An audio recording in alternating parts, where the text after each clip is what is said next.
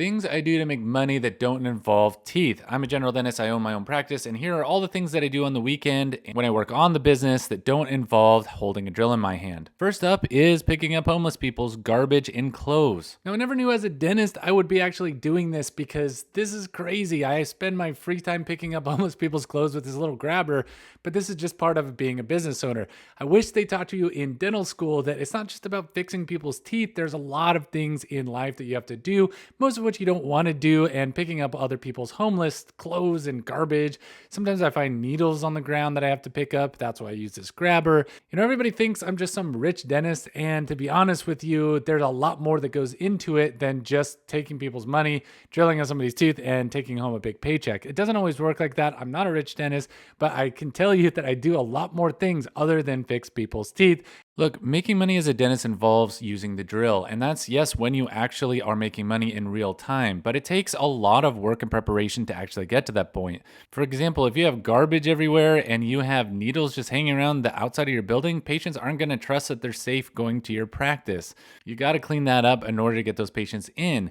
You got to market to get those new patients in. They don't just come flooding in just because you're good at doing fillings and crowns. So as a business owner, I spend a lot of time working on the business rather than in the business. That's why I only work 2 days in my practice clinically, because I work so well on the business that I don't need to be there full time. The practice runs great half the time without me even being there.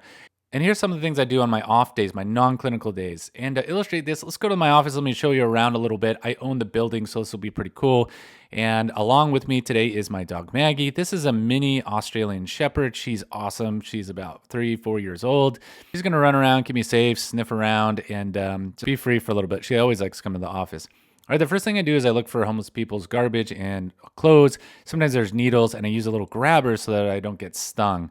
And we always try to cut these bushes down because homeless people will live in here, and it's just unfortunate that we have to do this, but it's springtime. So there's always homeless people living on the property because the bushes are in full bloom, the trees are in full bloom, so we always try to side these bushes. They put their trash. There used to be like TVs in here, air conditioning units. I don't know how they get in here. Maybe they come in here and sleep when it's raining, but so it's June time. I need to set up traps because ants and spiders come in June. I don't pay somebody to come in and exterminate these. The ants come in for the month of June and they leave, so I just set up these ant traps and we are good there.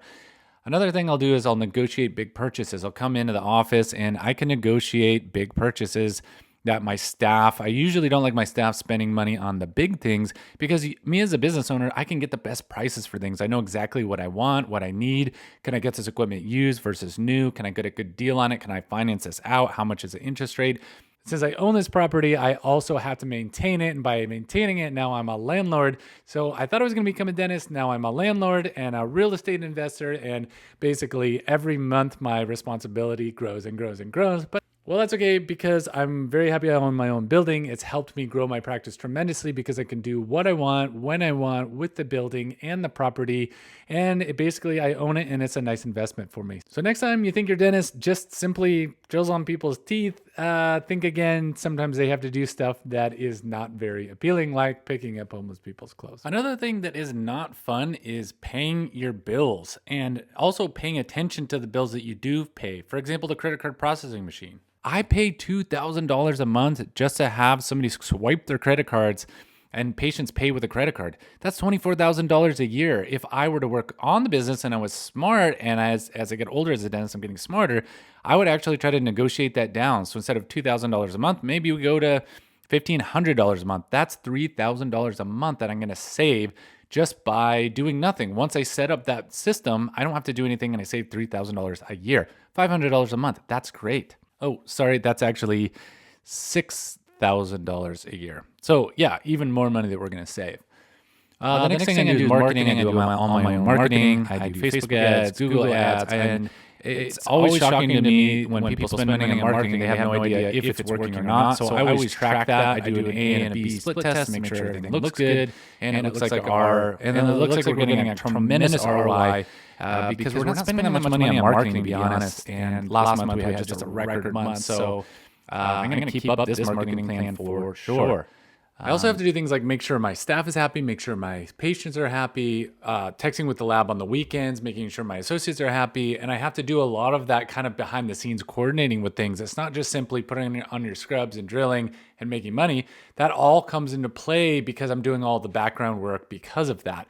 And a lot of people don't really expect their dentist to be doing so much work outside of the office, but that is a whole difference between working on the business and working in the business. So I just wanted to make this quick video so that I could show you like what goes on behind the scenes, so that you could get a really good, realistic look at what a business owner does in his free time. It's not just simply showing up, drilling on teeth, collecting money, and everything is hunky-dory. There's a lot of work that goes into it. And that's not only the work that goes into it as a business owner, but all the education and all the skills that we've built up over the years. I had a guy one time get really mad at me because I only spent 5 minutes on his filling. He said, "You charged me $150 just for a 5-minute filling, but my first filling took 6 hours. So would you rather the 6-hour filling or the 5-minute filling?" I think I would want the 5-minute filling. By the way, the guy had insurance. He didn't even have to pay anything. But it's funny that people complain about this stuff, but they have no idea in the background how much work actually goes into this. So hope you guys enjoyed this video. Hit here if you want more of this kind of material, and I hope you have a good day. And again, thanks for watching.